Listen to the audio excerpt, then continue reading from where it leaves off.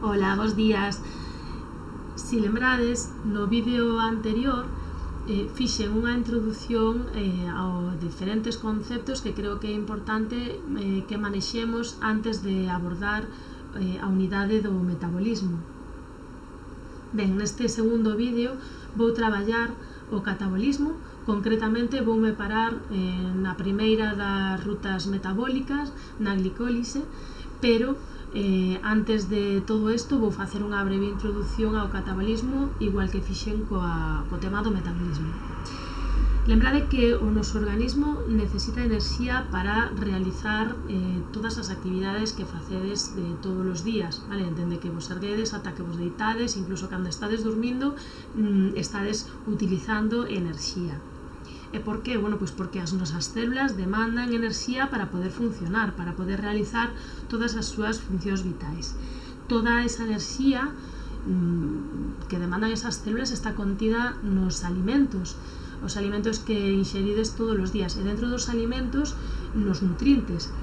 E os nutrientes están formados por unha serie de biomoléculas, algunhas delas moi ricas en enerxía, que teñen encerrada nos seus enlaces químicos un montón de enerxía que vai valer para como noso combustible metabólico, para que as nosas células podan desenvolver todas as súas funcións vitais, como sabedes.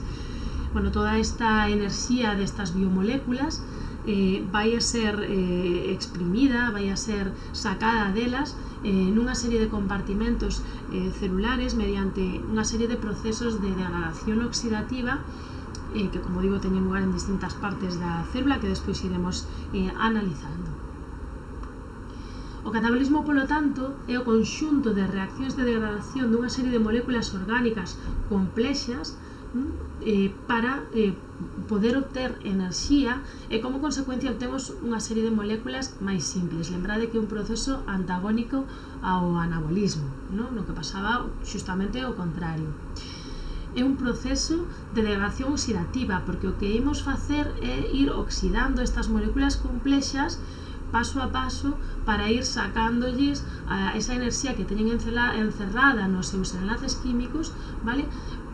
E imos obtendo no camiño unha serie de precursores metabólicos, vale? A medida que imos extraendo esa enerxía dos enlaces químicos. Como tamén vos comentei varias veces, neste proceso do metabolismo vai haber unha serie de actores principales e outros máis secundarios. Bueno, como actores principales imos atopar unha serie de moléculas ricas en enerxía, porque teñen uns enlaces especiais de alta enerxía, como por exemplo o ATP.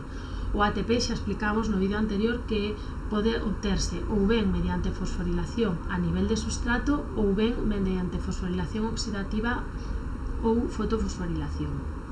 Outra das protagonistas no metabolismo van a ser moléculas con poder reductor, e outro que tamén nos atoparemos continuamente son diferentes precursores metabólicos a medida que vayan tendo lugar as distintas reaccións químicas. Aquí temos un pouco resumido todo isto que vos acabo de contar. Por unha banda, a moléculas ricas en enerxía, por outro lado temos aquí as moléculas con poder reductor, e aquí temos un dos metabolitos que, bueno, ide familiarizándovos con el porque aparecerá un montón de veces, que é o piruvato, unha molécula de 3 átomos de carbono. Tamén falarei, en lugar de piruvato, de ácido pirúvico, é o mesmo, exactamente o mesmo, que, bueno, xa veredes que é un intermediario en moitas das reaccións químicas que imos estudar. E lembrade que nos nutrientes, nesas biomoléculas que estudamos en temas anteriores, algúns deles eran por excelencia os que nos proporcionaban enerxía. Fundamentalmente eran os glícidos ou hidratos de carbono e os lípidos ou grasas, vale? Pero tamén en algunhas ocasións o organismo pode extraer enerxía a partir das proteínas, vale? Solamente en condicións especiais, vale? O normal é que extraiga enerxía destas outras dúas biomoléculas. Bueno, en función de si a oxidación biolóxica se produce en disponibilidade total de oxígeno ou non, van a ter lugar dous tipos de oxidación biolóxica.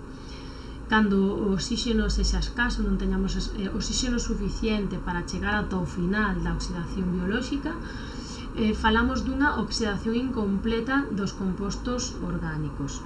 Falamos dunha fermentación. Neste caso, o aceptor final dos electróns será outro composto orgánico e o ATP formarase por fosforilación a nivel de sustrato. Imos velo cun exemplo.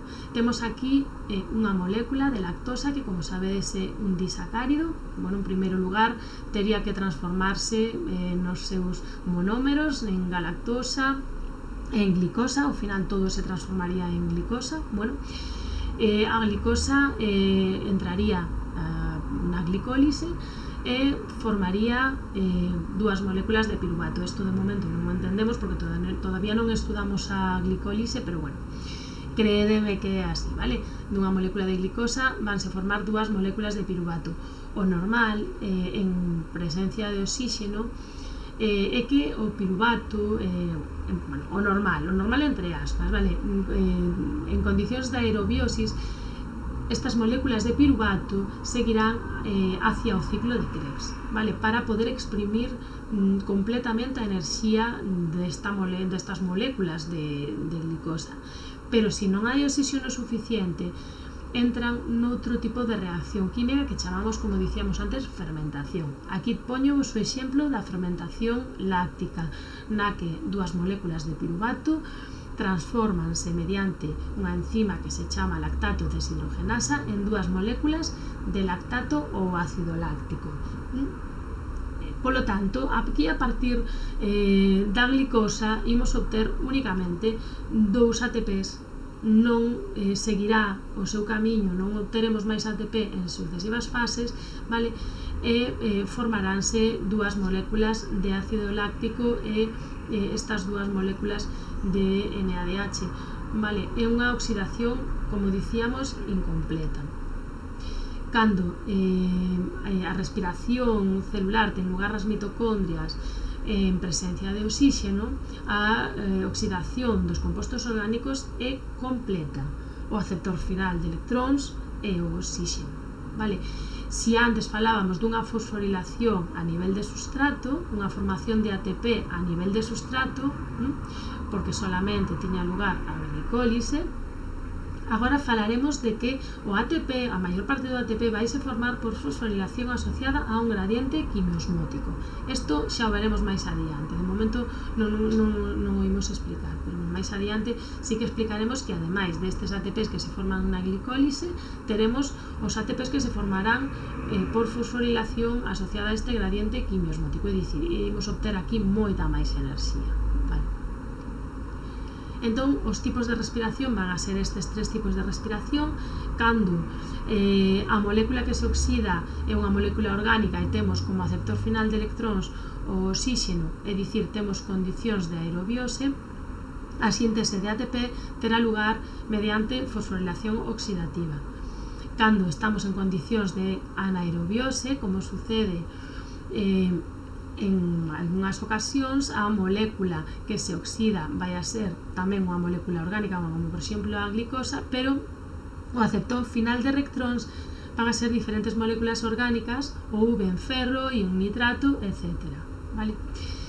En outras ocasións, o que pasa, por exemplo, en algunhas bacterias, como por exemplo as bacterias oxidadoras de xofre ou de ferro, o que sucede é que o que se oxidan non son compostos orgánicos, sino compostos inorgánicos, vale? Como por exemplo o nitróxeno ou algúns compostos de ferro ou xofre. Tamén o aceptor final de electróns será oxígeno e a síntesis de ATP será por fosforilación oxidativa, igual que vimos na respiración aerobia. Aquí a diferencia é que a molécula que se oxida non é un composto orgánico, sino compostos inorgánicos, vale? Ben, aquí temos un resumen das principais vías degradativas do catabolismo. Como vemos, podemos desgranar todas as vías degradativas do catabolismo en 3 fases.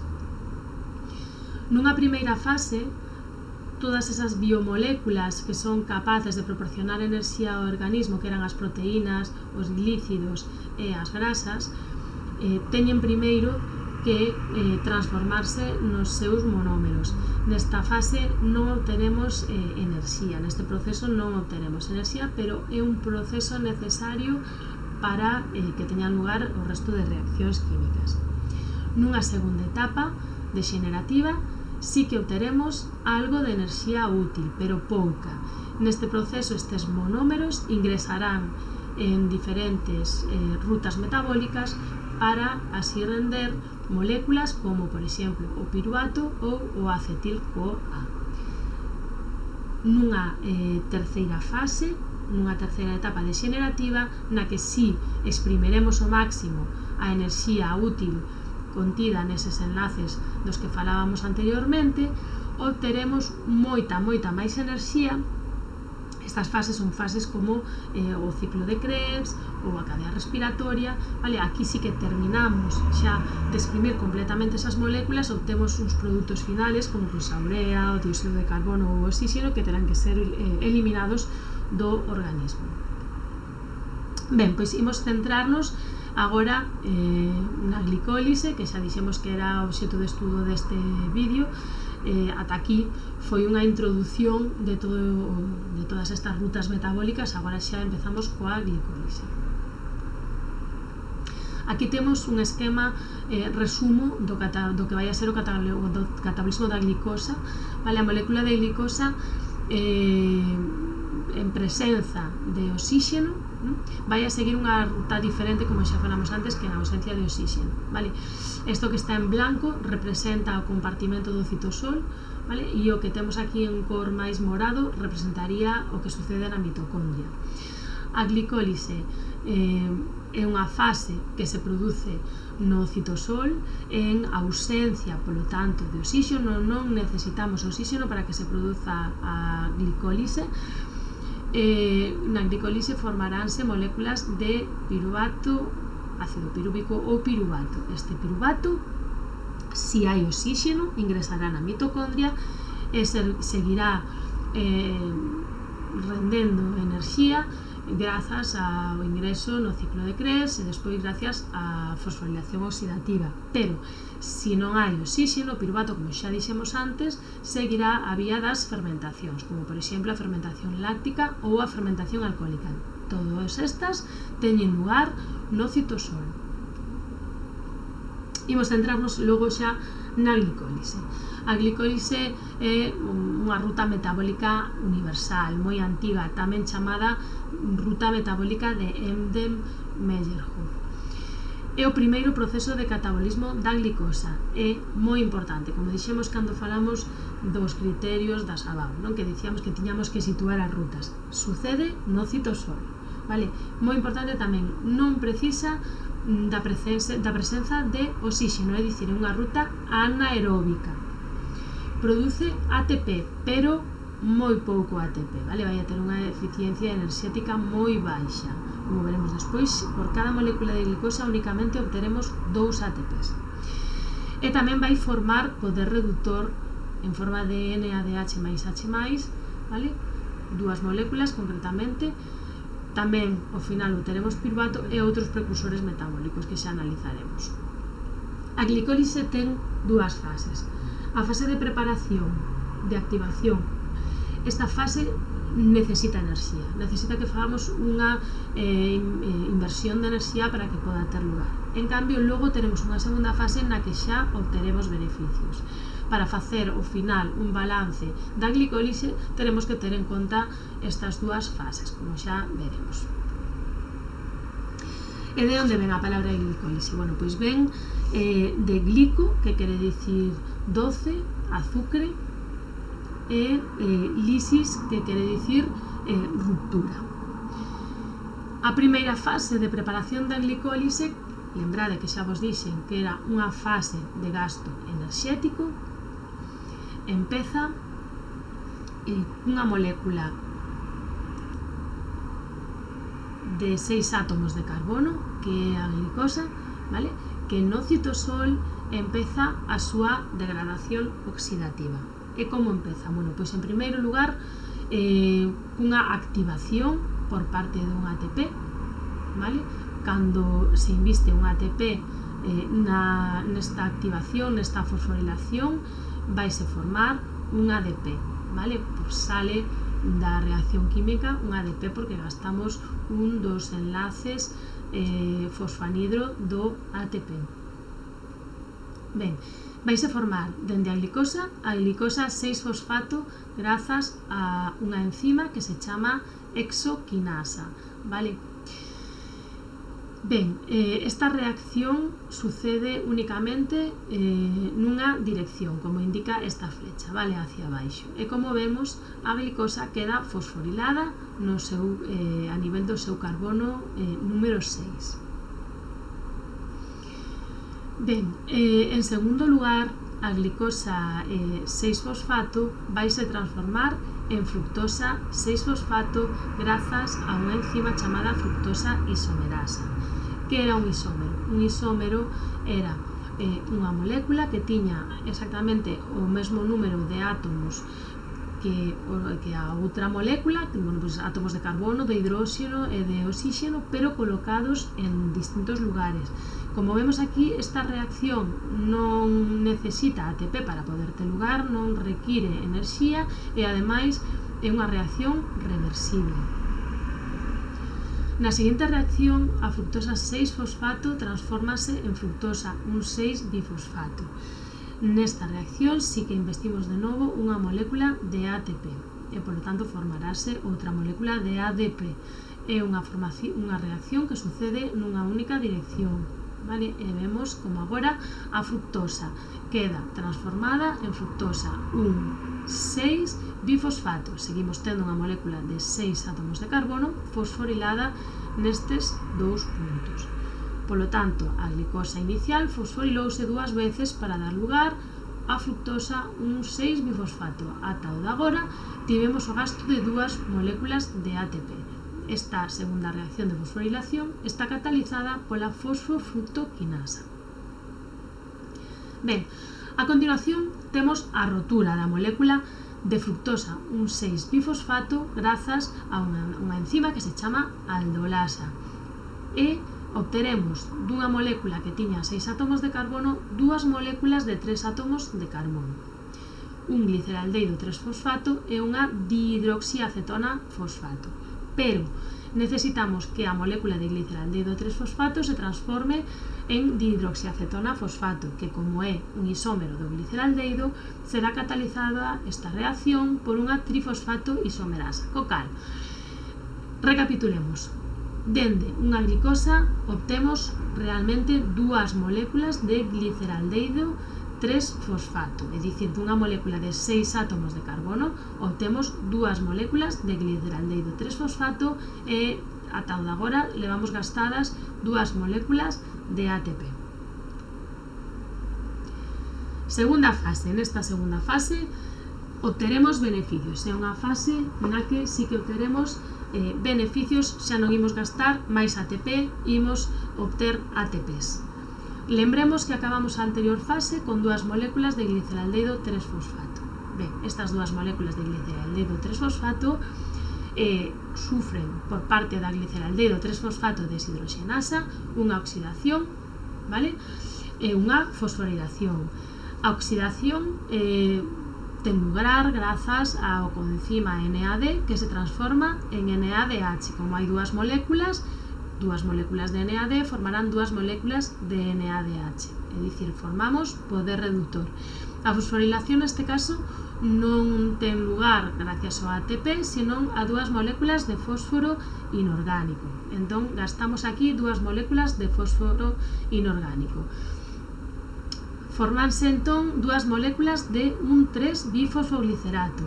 Son moléculas de 3 átomos de carbono que están fosforiladas no seu carbono 1 e no seu carbono 3. O seguinte paso é o primeiro paso que nos vai a proporcionar, por fin, enerxía en forma de ATP, porque as moléculas de un 3-bifosfoglicerato transfórmanse en dúas moléculas de 3-fosfoglicerato. Neste caso, o ADP, por fosforilación a nivel de sustrato, transfórmanse en ATP, gracias á acción da enzima fosfoglicerato quinasa.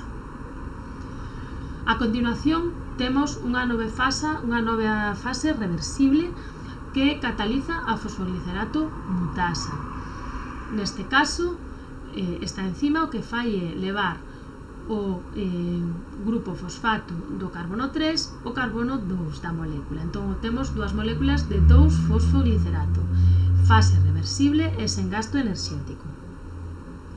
Seguinte fase. Na seguinte fase tampouco temos gasto enerxético, de novo temos unha reacción reversible. En este caso entra unha enzima que se chama enolasa, libérase unha molécula de auga no proceso e as dúas moléculas de fosfoglicerato transfórmanse en dúas moléculas de fosfoenol piruvato.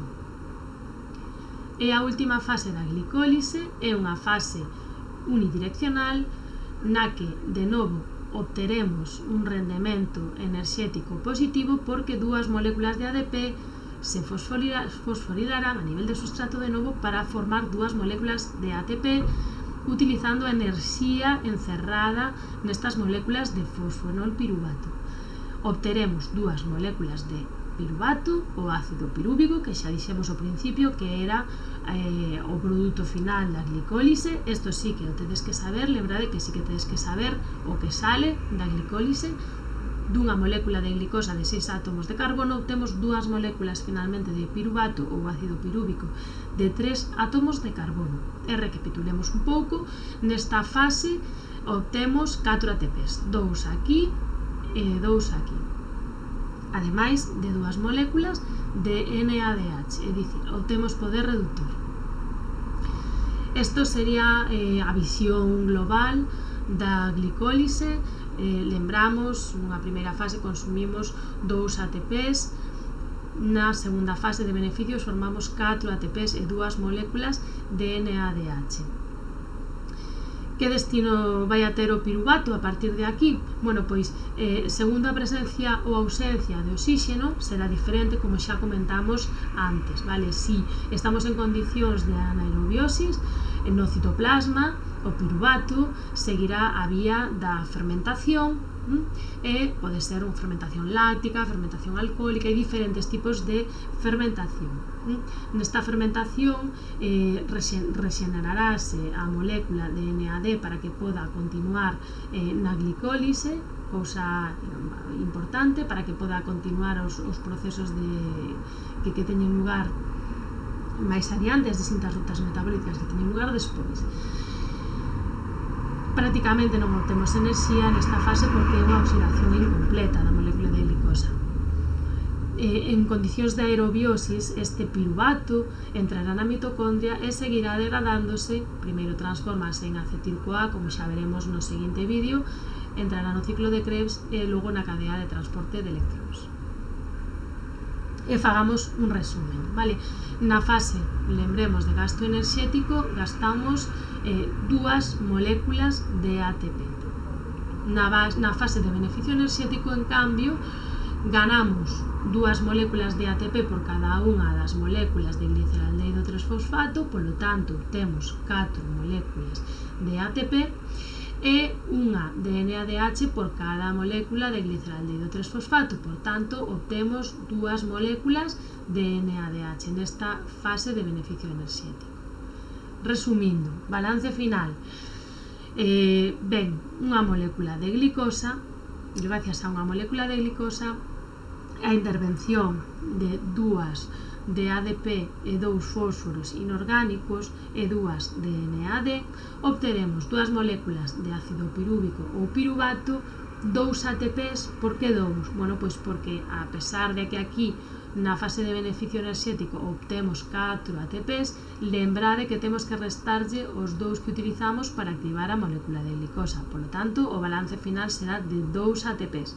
obtemos dúas moléculas de NADH e dúas moléculas de auga naquela fase que vimos, volvo para atrás para lembrar onde, aquí na coenolasa, nesta transformación de 2-fosfoglicerato en 2-fosfoenolpiruvato. Bueno, pois isto é o que nos importa, vale? O balance final da glicólise, que será que dunha molécula de 6 átomos de carbono, que é a glicosa, obtemos dúas moléculas de ácido pirúvico ou piruvato, 2 ATPs e dúas moléculas de NADH, vale? Que será o poder reductor que despois utilizaremos posteriormente noutras vías metabólicas. Bueno, pois ata aquí a explicación desta primeira ruta, desta glicólise. Espero que vos quedará clara e se non xa sabedes que podedes preguntarme cando necesitedes. Un bico.